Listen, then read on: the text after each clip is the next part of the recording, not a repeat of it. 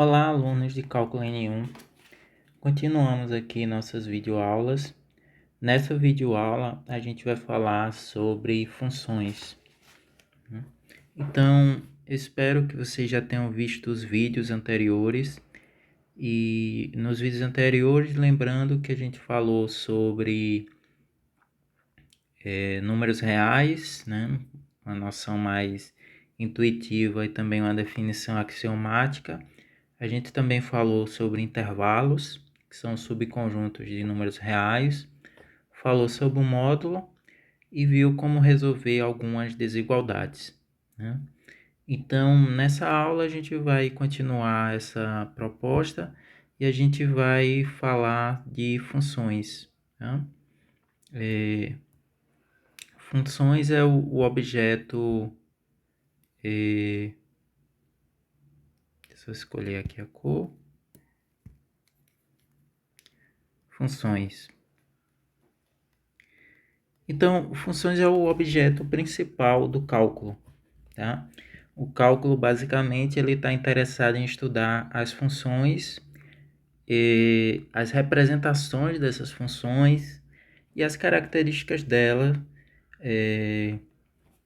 que a gente vai ver quais são as características relevantes que a gente estuda no cálculo, né? Mas primeiro, para estudar as funções, é necessário a gente entender bem esse conceito. Então, essa aula vai nesse sentido de entender o que são funções.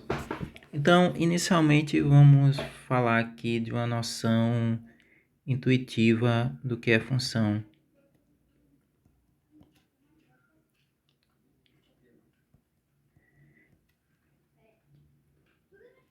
Então, quando eu falo de noção intuitiva, eu quero denotar, né, eu quero dizer, por essa expressão noção intuitiva, algo que é mais próximo da nossa realidade cotidiana, do modo que a gente pensa, das situações que ocorrem no nosso dia a dia, tá?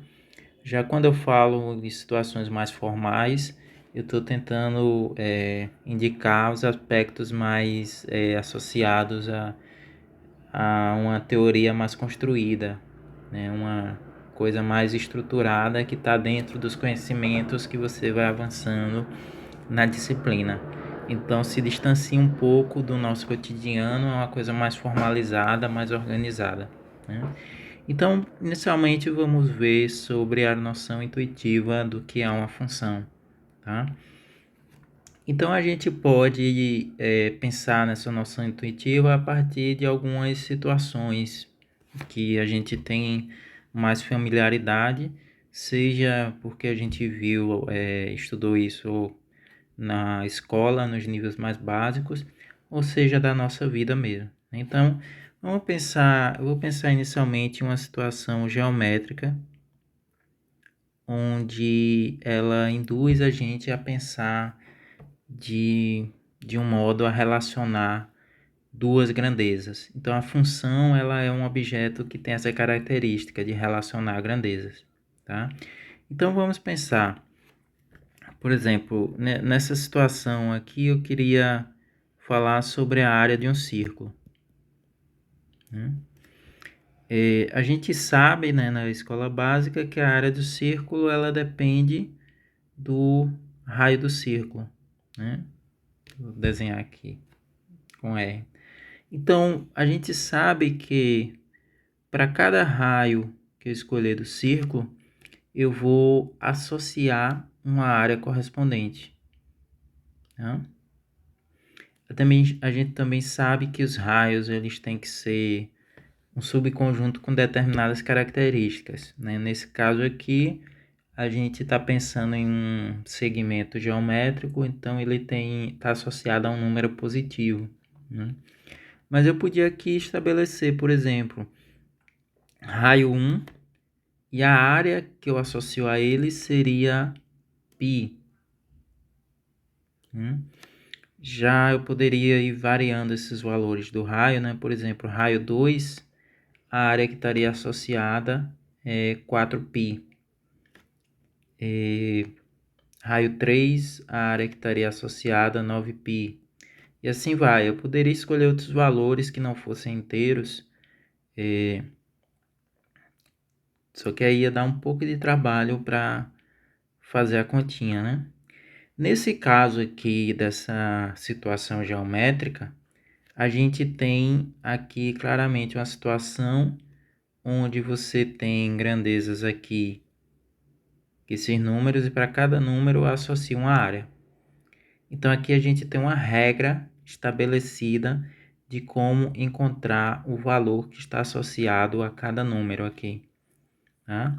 Nesse caso particular, essa regra ela tem até uma fórmula, tá? Mas nem toda regra precisa ter uma fórmula, vai depender da situação, né? A gente vai ver exemplos. Mas nesse caso aqui tem uma fórmula, onde a gente pode dizer que essa fórmula ela condensa toda essa informação de associação, né? Nesse caso aqui, claramente a gente pode pensar que a área ela é π multiplicado pelo raio elevado ao quadrado, né? Ou como a gente de matemática gosta de escrever com simbologias, né? A igual a, deixa eu apagar aqui, A igual a π r ao quadrado. Esta fórmula aqui, ela estabelece uma regra onde você consegue associar cada número aqui que representa um raio à correspondente área. Então, cada valor de área, cada valor do raio você associa a uma área. Isso é uma noção, então isso é uma situação onde a gente vai entender isso como uma função, tá? Vamos pensar em outra situação, né? A gente poderia pensar numa situação, não sei, uma situação geográfica, digamos, onde a gente tem uma cidade, e nessa cidade eu posso pensar em uma determinada data, e para aquela data eu posso associar a população que vive na cidade.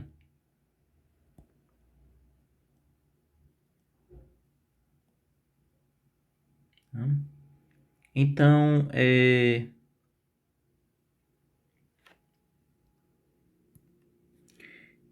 por exemplo, deixa eu colocar valores aqui fictícios, né?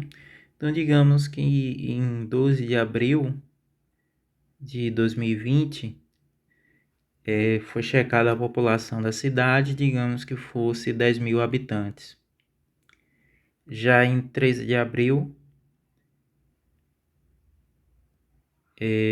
a população da cidade foi de 10.002 habitantes, digamos. Já em 15 de abril, a população da cidade foi de 10.010 habitantes. Já digamos, 29 de dezembro, a população da cidade foi de 10.648 habitantes.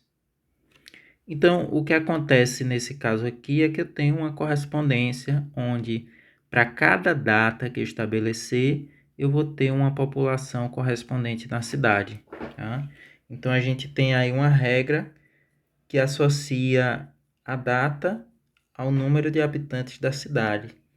E essa regra ela está bem definida, né? É só você contar a população da cidade. Ou seja, existe uma maneira de estabelecer o valor que é associado. Agora, nesse caso aqui, a gente não tem uma fórmula, né? Não há uma fórmula que descreve a regra, tá? Mas a gente tem uma regra onde para cada elemento aqui, para cada data, a gente associa uma população, tá?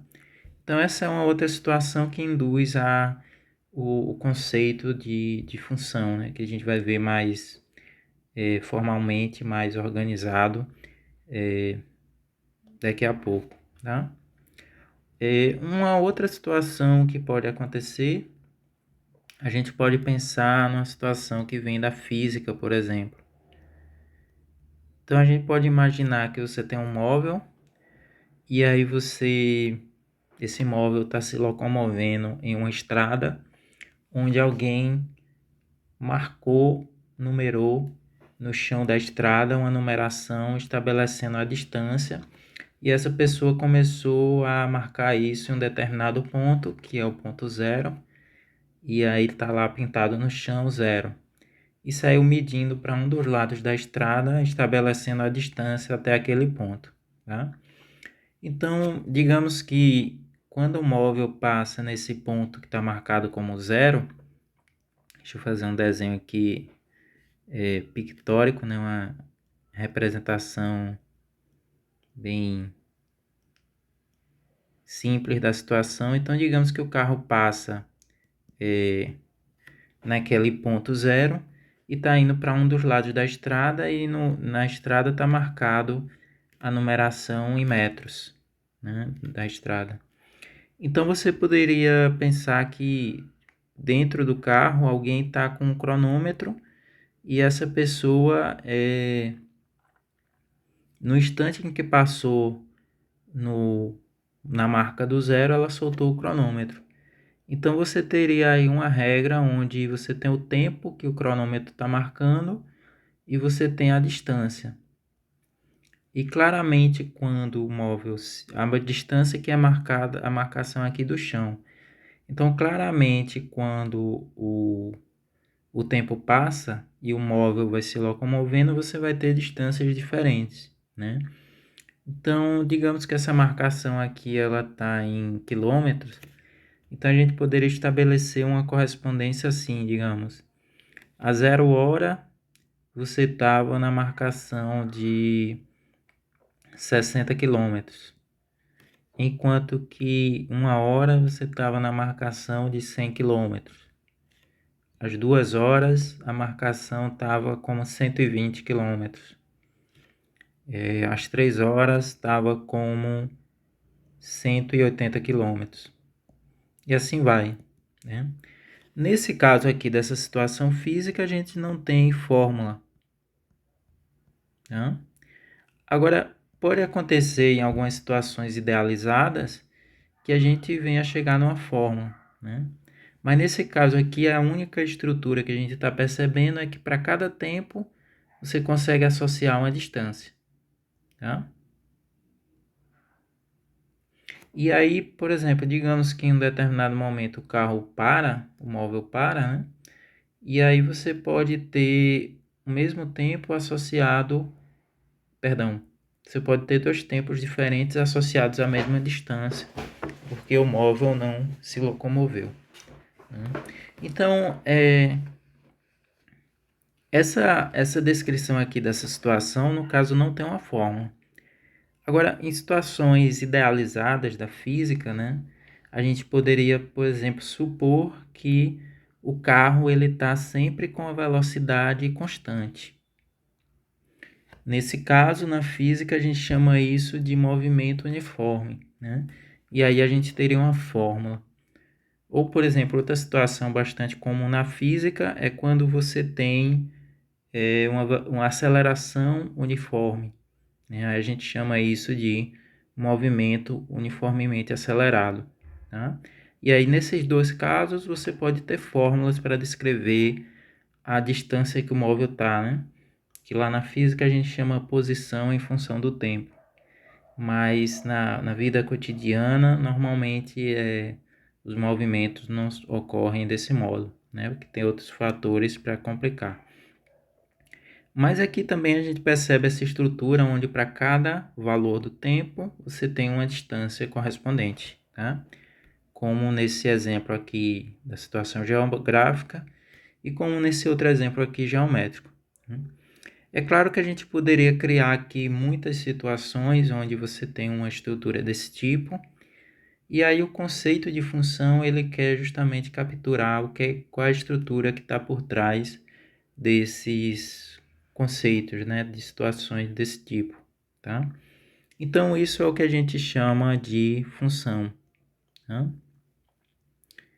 Então, para você descrever a estrutura de função, claramente você tem aqui algumas situações, né?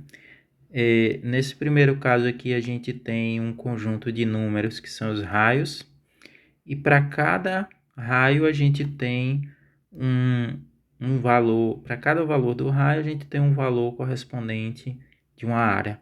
Então a gente tem um conjunto de raios e um conjunto de áreas, onde cada raio está associado a uma área, né?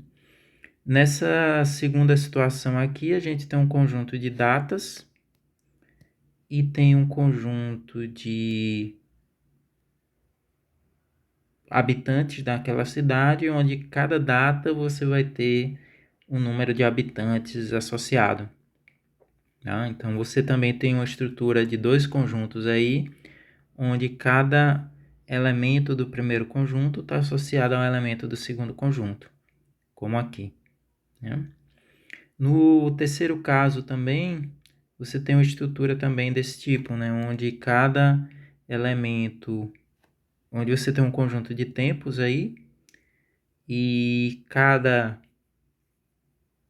elemento desse conjunto está associado a uma distância, tá? Então, esse tipo de situação, ele captura o que a gente está pensando como uma função, tá? Então, o que é uma função, de fato? Então, veja, para ter uma função, você tem uma estrutura desse tipo aqui. Você vai ter um conjunto, que é um conjunto que a gente vai chamar de domínio. É como se fosse um conjunto de partida, digamos assim. Eu vou denotar por D. A gente vai ter um outro conjunto que a gente chama de contradomínio, que eu vou denotar aqui por C. E a gente tem uma maneira de associar elementos do primeiro conjunto a elementos do segundo conjunto, que eu vou chamar de regra, tá? Essa maneira de associação. Então, a função ela tem essas três características. Ela vai ter uma regra e vai ter dois conjuntos, onde você vai associar elementos do primeiro conjunto a elementos do segundo conjunto. Então, quando a gente fala função, está implícito todos esses elementos, que você tem a ideia do que é o domínio, ou seja, é o conjunto onde você vai pegar valores. O contradomínio é o conjunto onde você vai associar aqueles elementos do primeiro conjunto, e a regra, que é a regra que vai lhe permitir fazer essas associações. Essa regra pode ser dada por uma fórmula ou pode ser dada por uma outra indicação, tá? No caso do cálculo, a gente vai estar interessado em regras que são definidas por fórmulas, tá?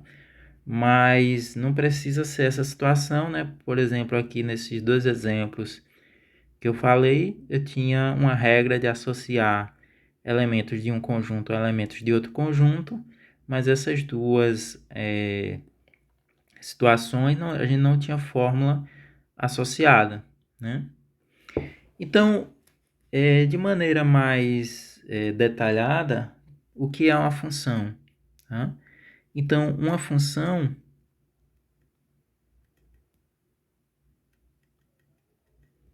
é uma regra, mas é uma regra que vai ter uma certa característica que é importante, tá? Ela é uma regra que associa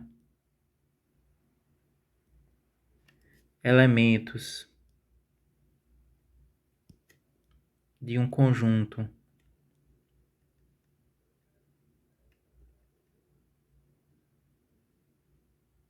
D, que é chamado de domínio,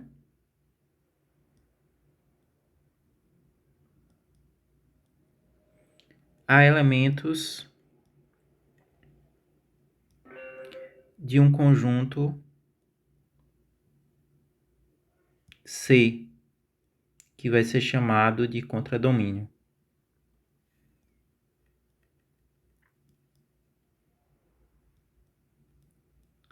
Então, essa é a definição de função, isso que é uma função, tá?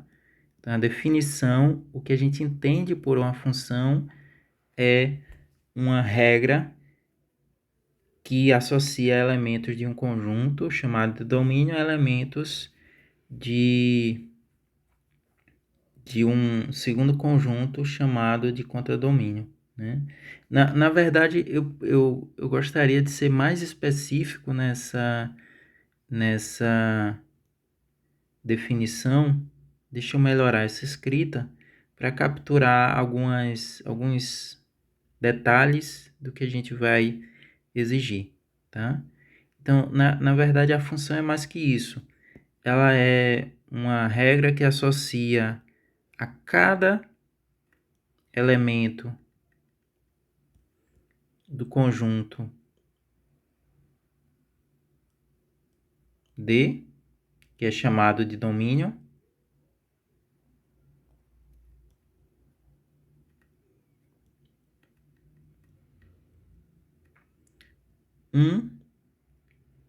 tá assim, um único. Em português isso parece um pleonasmo, né? Um único. Mas aqui na matemática a gente usa essa expressão para enfatizar o que vai acontecer, né? Eu vou detalhar isso mais à frente. Então, apesar de parecer um pleonasmo, né, uma repetição desnecessária, mas de fato é para enfatizar o que está ocorrendo aqui. Então, uma função é a regra que associa cada elemento de um conjunto D, que é o domínio, um único elemento do conjunto C, que é chamado de contradomínio.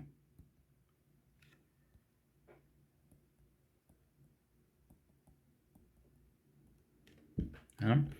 Então, isso que é uma função. Então, a função é a regra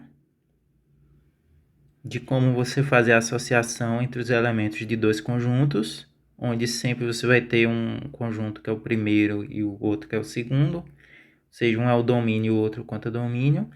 E aí você, para cada elemento do domínio, você vai associar um elemento do contradomínio, tá? Então, essa definição, ela parece ser bem simples, mas a gente já pode trabalhar aqui alguns elementos dela, tá? Então, primeiro eu gostaria de destacar essa escrita aqui a cada elemento, tá? Isso aqui você pode entender como a cada elemento, você pode entender isso matematicamente como todo elemento. Ou seja, todo elemento do conjunto vai ter que cumprir aquela característica. Então, quando a gente diz a cada elemento, é que são todos os elementos que vão ter que cumprir aquela característica, né? Digamos assim, não todos de uma vez, um por um, mas você tem que verificar para todos aquela característica, tá? E qual é a característica que a gente vai enfatizar, né? Essa situação aqui de cada elemento do conjunto D está associado a um único elemento do contradomínio, né? Vamos voltar aqui à situação dos exemplos anteriores e ver se no caso dos exemplos anteriores essa regra ela é satisfeita, né? Essa é característica da regra, tá? Então, vamos ver aqui. Nesse caso aqui intuitivo, o domínio seria o conjunto dos raios, tá? Enquanto que o contradomínio seria o conjunto das áreas, tá? E aí, para cada valor do raio, você tem um valor da área, ou seja, todo raio aqui tem uma área associada. A regra, que nesse caso ela é até descrita por uma fórmula, ela permite que você faça essa associação, tá? Nesse outro caso aqui, o domínio seria o conjunto das datas, enquanto que o contradomínio seria o conjunto dos habitantes ou do número de habitantes, mais especificamente, né? E aí você também tem essa situação onde para cada data você tem um número de habitantes correspondente. E daqui eu fiz errado, né? Aqui a gente tem assim, seria o contradomínio. Então aqui também geraria uma função, tá? Nesse caso aqui também geraria uma função. E aqui também a gente também teria uma função onde o domínio seria o conjunto dos tempos, enquanto que o contradomínio as distâncias, tá? Então, nessas situações que a gente descreveu, elas têm aquela característica de ser uma função, tá? De cumprir a regra que está associando aqui, ela satisfaz essa coisa aqui, tá? Então, isso tem que acontecer para todos os elementos, tá? Sobre essa situação aqui da gente falar que é um único. Então vamos detalhar essa situação com um exemplo a seguir, tá? Aí é importante a gente perceber que nem toda regra é função, tá? Eu posso estabelecer regras que não sejam função, ou seja, que não tem essa característica aqui, tá? Então vamos ver uma regra aqui que eu vou estabelecer. Então digamos que eu monte aqui um conjunto que no meu caso vai ter esses elementos. O conjunto A, ele vai ter os elementos 1, 2 e 3, enquanto que o conjunto B, ele vai ter os elementos 1, 2, 3, 7 e 19. Para ilustrar melhor o que eu quero fazer, eu posso desenhar essa situação com diagramas, que é o que a gente chama de diagramas de Venn. Então, digamos que eu desenho esse conjunto A aqui, como um diagrama aqui, os seus elementos eu coloco aqui limitados por essa região. Enquanto aqui que no conjunto B eu faço a mesma coisa, mas os elementos são diferentes, né? Então aqui a gente tem um conjunto A e aqui eu tenho um conjunto B. E eu posso utilizar aqui setas para fazer uma regra onde eu faço uma associação entre os elementos do primeiro conjunto com os elementos do segundo conjunto. Nessa regra aqui eu vou estabelecer uma regra assim: esse elemento aqui está associado com esse e esse, tá? O 1 ele está associado com o 1 e o 2 está associado com 3, enquanto que o 3 está associado com 7 e com 19. Isso é uma regra. Se eu escolher um elemento no primeiro conjunto, você tem uma maneira de associar elementos no segundo conjunto, né? Mas veja o que aconteceu nessa regra, é que cada elemento do primeiro conjunto, que lá no caso eu chamei de A, ele tem elementos no segundo conjunto, mas não é um único. Tá? Você tem, nesse caso aqui, dois valores possíveis. Por exemplo, se eu escolher um do primeiro conjunto, eu estou associando ele com 1 no segundo conjunto e com 2 no segundo conjunto. Então, essa regra aqui, ela quebra aquela característica que a gente está exigindo para ser função, de que um elemento no primeiro conjunto vai estar associado a um único no segundo conjunto, né? Então, nesse caso aqui, a gente diz que essa regra aqui não é função, tá? Então, nem toda regra que você estabelece é função, tá? Agora, você tem que ter um pouco de cuidado com essa situação aqui, né? Então, compare este exemplo aqui com o que eu vou fazer a seguir, tá? Então, vamos pensar aqui agora no conjunto assim. O A agora é 1, 2, 3, enquanto que o B é esse aqui agora. Deixa eu pensar aqui, sei lá, 17, 18, 19, 20, 21, 22.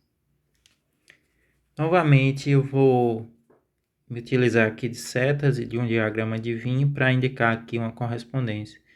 Então, eu poderia pensar A 1, 2, 3, enquanto que o B, nesse caso aqui, eu escolhi os números naturais entre 17 e 22.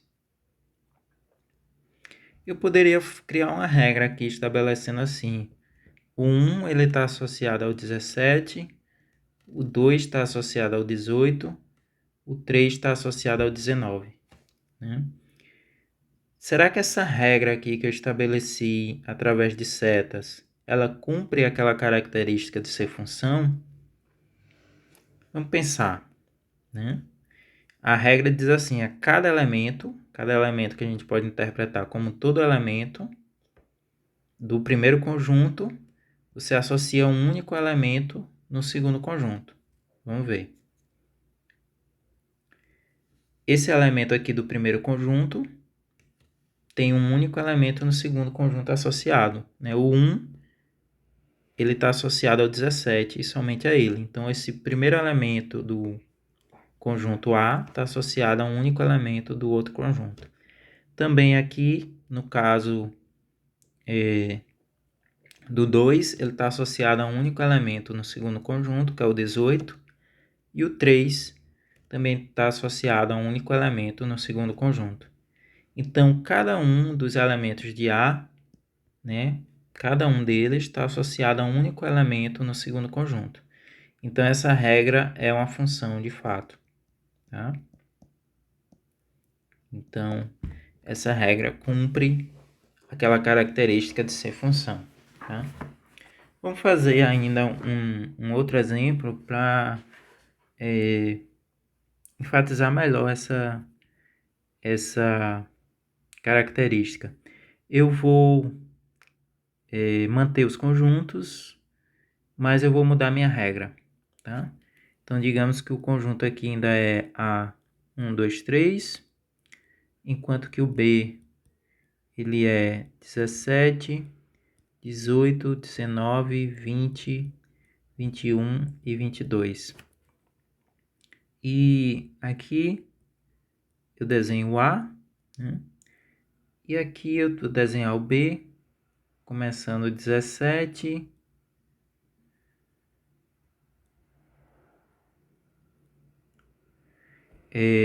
e aí eu faço a regra, eu vou até fazer de outra cor aqui, a regra que estabelece isso. 1 vai no 17, 2 está associado ao 17, o 3 também está associado ao 17.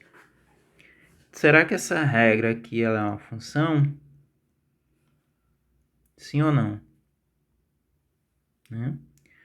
Aí o que a gente precisa verificar é se ela tem aquela característica de que todos os elementos do conjunto A você sabe a quem associar, no sentido de que ele só está associado a um único elemento no B. Tá? E aí a gente vai ver, né, que cada elemento de A, de fato, ele se associa a alguém e ele se associa a um único elemento de B. Né? De fato, 1, aqui esse exemplo, 1 está associado ao 17, não tem um segundo elemento associado a 1. O 2 também está associado ao 17 e o 3 também está associado ao 17. Então, tanto o 1, elemento de A, tem um único elemento lá no B associado a ele. O 2 é um elemento de A, tem um único elemento no B associado a ele, e o 3 também. Então, perceba que todo elemento de A tem um único elemento no B associado a ele. Né? Perceba que esse exemplo é interessante porque aqui a regra, perceba que o que está escrito, né, a característica de ser uma função, ela não exige que os elementos sejam diferentes. Veja que aqui não diz que tem que ser elementos diferentes no contradomínio. Só diz que cada valor de A tem que estar correspondendo a algum valor de B. Mas não diz que os valores a quem vai corresponder sejam diferentes. Tá? Então, essa é uma situação onde você tem função. Né? E também não diz que não pode sobrar elemento em B. Tá? Então, por exemplo, nesse caso aqui, sobrou elemento em B, mas é função. Então, você pode sobrar elementos no contradomínio. tá? Aqui também sobrou, aqui é função, né? Como eu acabei de dizer. E também sobrou elementos no contradomínio. Então, no contradomínio podem sobrar elementos. No domínio não, porque por conta dessa frasezinha aqui, desse trecho, né? A cada elemento, ou seja, todo elemento de A tem que estar associado a alguém. E só pode estar associado a um elemento em B. Agora, nada impede que você pegue os elementos de A e associe lá na frente a um mesmo elemento de B. Isso não quebra que a associação está associando um único elemento. Não diz que o elemento tem que ser diferente, tá? De fato, eu poderia, inclusive, montar uma função onde, por exemplo, eu pego o A, o conjunto que tem vários elementos, e o B, um conjunto que só tem um elemento, sei lá, o número -5, e aí fazer essa associação, onde todos os elementos de A estão associados ao -5. Isso daqui é uma função, porque cada elemento de A está associado a um único elemento de B. Nada diz que os elementos do contradomínio que se associam a alguém têm que ser diferentes. Nada diz que não pode sobrar, né? Ou que a quantidade de elementos de A e de B tem que ser a mesma, tá? Então, a característica distintiva da regra determinar uma função ou não é que não sobram elementos no domínio.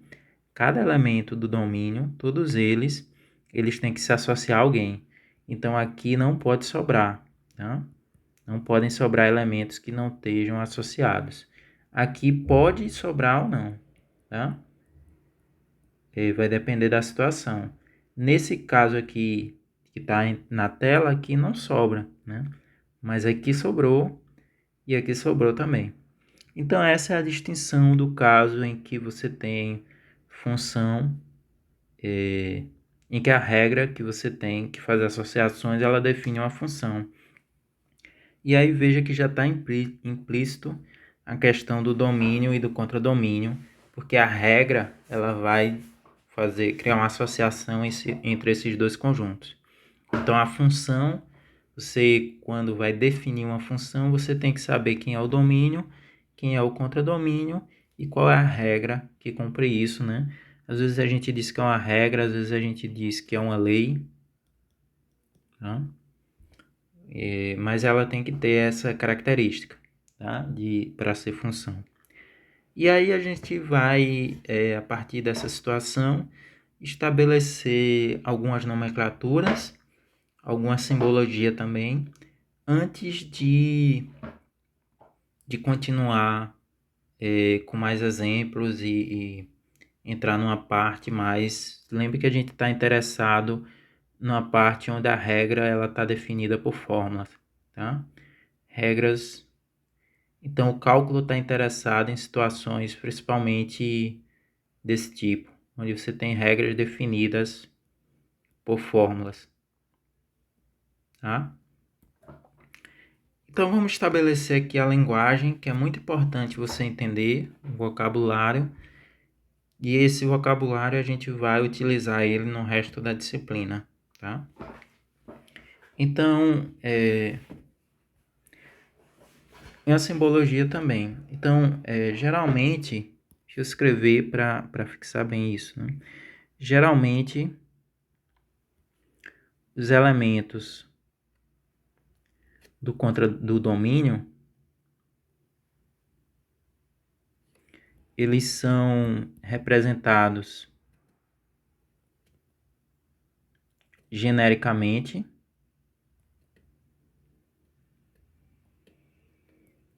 pela letra X. Normalmente a gente usa X. Então, quando a gente usa o X, a gente está querendo indicar que é um elemento no primeiro conjunto, que é o conjunto do domínio, tá?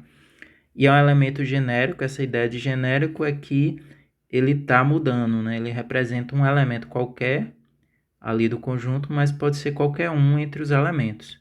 Mas o X é que você está dizendo, isso aqui é um elemento do conjunto domínio. mas você não está especificando qual seja, né? Então, genérico tá, a palavra genérico está nesse sentido. Você está indicando que está pegando um elemento do conjunto domínio, mas não está especificando qual elemento, não está particularizando o elemento. Então, poderia ser um elemento qualquer. Então, a palavra genérica aqui está posta nesse sentido. Então, normalmente a gente usa a letra X para indicar e chama essa letra ou essa simbologia de variável independente.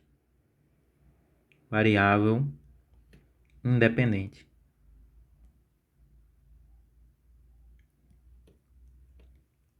Tá? O valor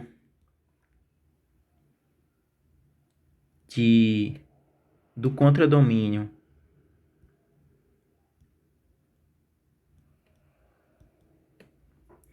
associado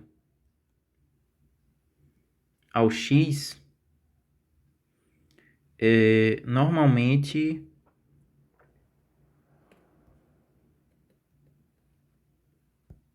é indicado pela simbologia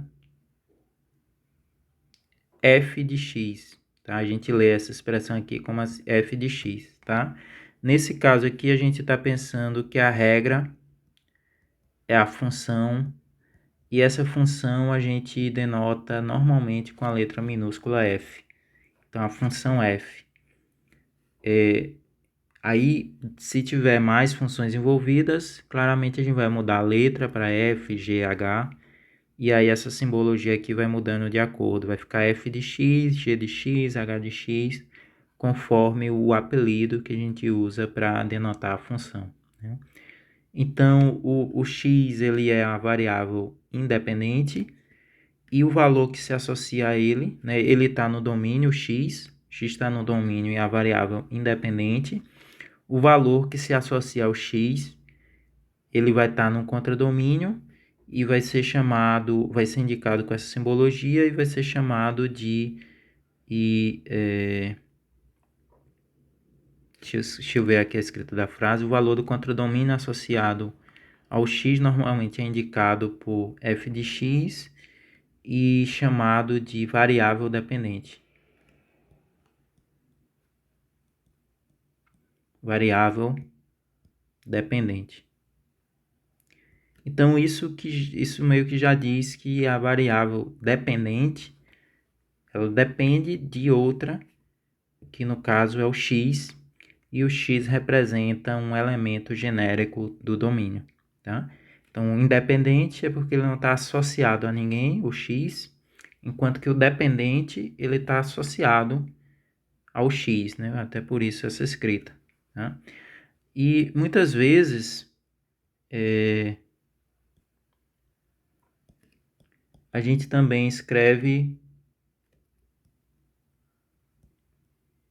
desse jeito, y para denotar a variável independente. Deixa eu continuar aqui. Para denotar a variável, perdão, a variável dependente nesse caso, né? Que é o f de x, dependente. Então, o y é a variável dependente, tá? E aí, dependendo da função que apareça, às vezes a gente quer colocar o apelido dela, a letra que representa ela, de acordo com o que ela está representando, né? O que a regra está associando.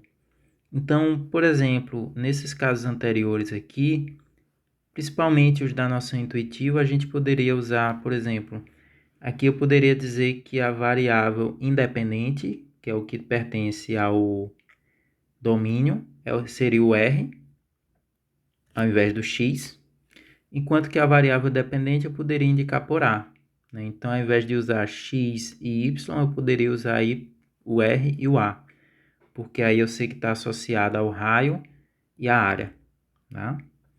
Então, nesse caso aqui, a gente poderia descrever assim, o A, ele é uma função que depende de R, tá? Do raio. Ou mais comumente a gente escreve essa coisa assim, A, parêntese R, para indicar a área em função do raio. Então, se você vê uma escrita desse tipo aqui, A, parêntese R, você já sabe que é a variável independente, a que está dentro do parêntese. Essa daqui pertence ao domínio sempre, enquanto que a variável que está fora do parêntese é a variável dependente. E aí sempre vai assumir um valor que está no contradomínio, tá? Nesse caso aqui dessa situação geográfica, a gente poderia pensar em tempo, variável independente, né? E na população da cidade a gente poderia chamar de P. E aí a gente poderia escrever uma situação desse tipo aqui, P de T, a gente lê. A gente pode pensar que a população, ela depende do tempo. A variável independente é o T, e para cada valor de T, cada valor do tempo, eu vou associar um valor de P, que é o valor da população, tá? Então essa escrita aqui, ela contém essa ideia subjacente a ela, tá? Aqui também, normalmente na física se usa o S para posição, né, para distância percorrida, e aqui a gente também mediu em função do tempo, então a gente poderia escrever assim, S e parêntese T, o S é a variável independente, o T é a variável, perdão, o T é a variável independente, o S é a variável dependente, tá? Então, essa é a simbologia que a gente usa. Nesses outros casos aqui, a gente não tem interpretações, digamos assim, intuitivas, então a gente poderia genericamente usar o F mesmo, né? Mas, bom, esses casos aqui eu não vou detalhar tanto. Então essa é a situação, essa é a nomenclatura que a gente usa para funções. E aí vai ter alguns conjuntos interessantes associados a funções também. Um dos conjuntos a gente já falou que é o domínio, né? E aí tem na verdade a gente falou dois conjuntos, o domínio e o contradomínio. Tem um outro conjunto que a gente pode distinguir também, que é a imagem, tá? Então, a imagem ela vai estar associada a imagem, ela é um subconjunto, então vou usar essa simbologia aqui de contido. Ela é uma parte, o todo, o contradomínio. Pode ser uma parte do conjunto, pode ser o conjunto todo. E é o valor, é o conjunto dos elementos que realmente eles estão associados a alguém, tá? Então, o conjunto dos elementos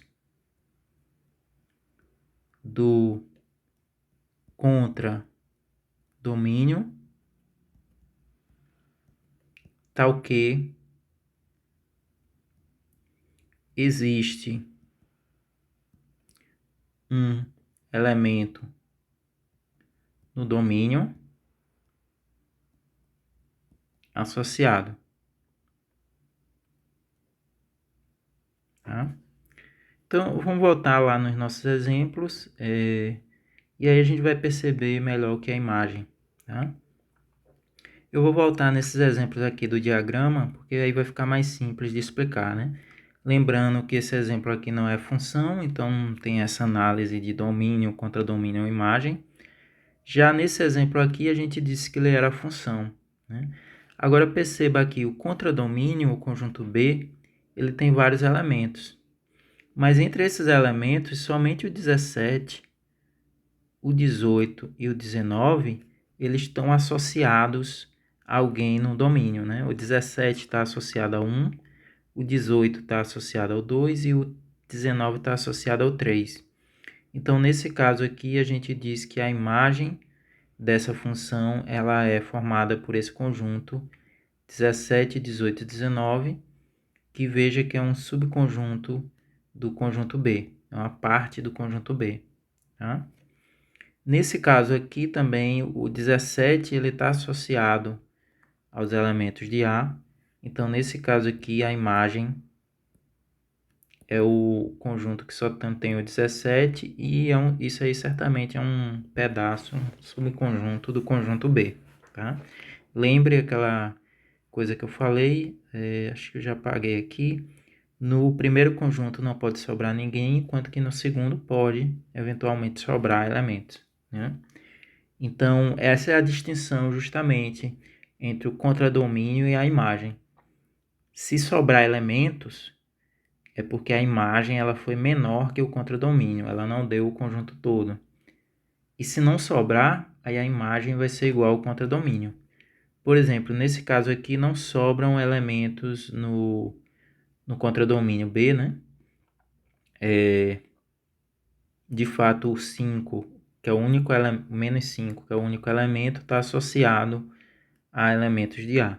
Então, nesse caso aqui não sobra, então nesse caso aqui a imagem ela é todo o contradomínio.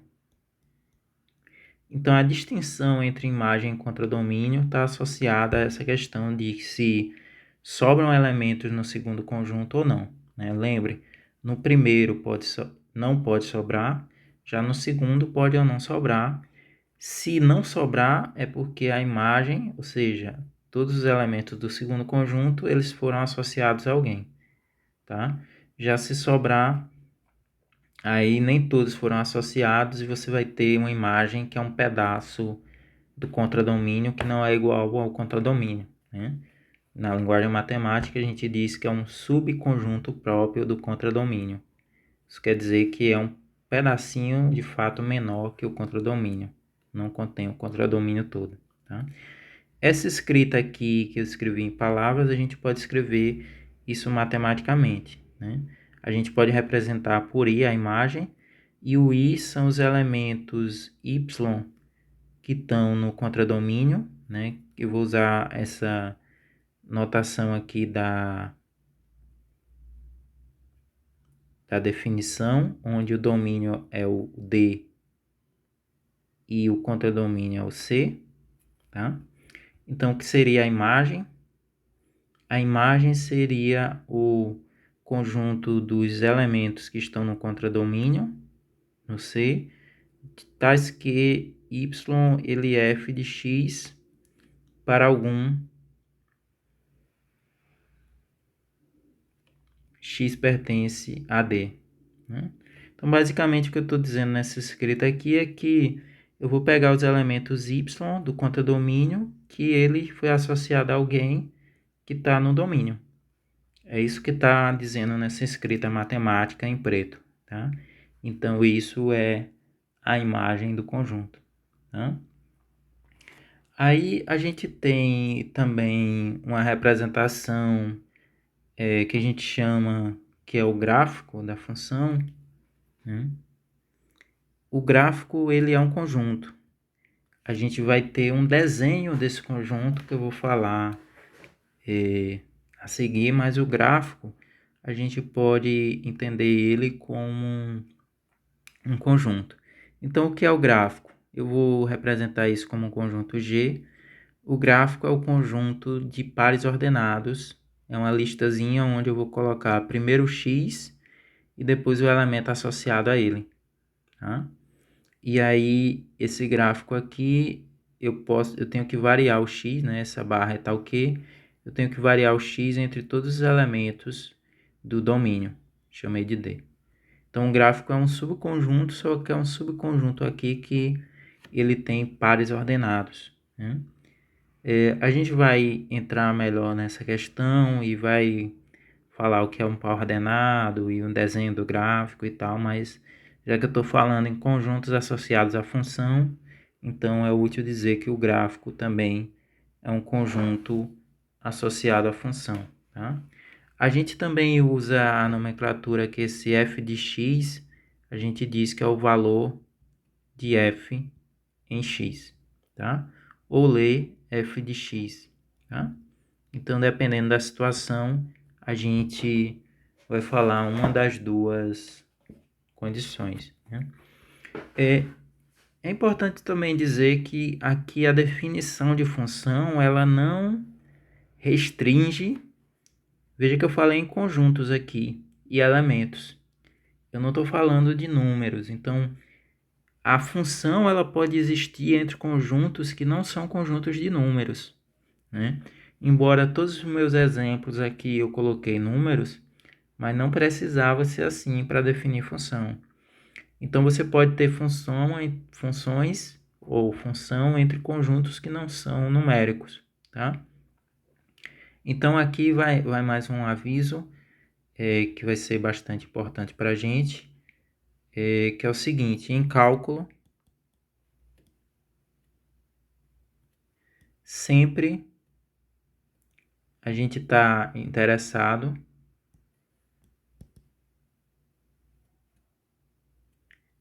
em funções onde o domínio e o contradomínio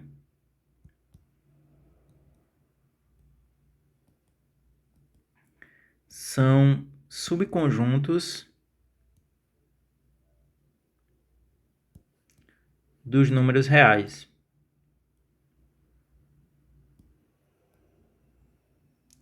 Então, em cálculo, para a gente, a função ela vai ser uma regra que estabelece uma correspondência entre elementos de um conjunto numérico com elementos de outro conjunto numérico. E esses números vão ser sempre números reais para a gente.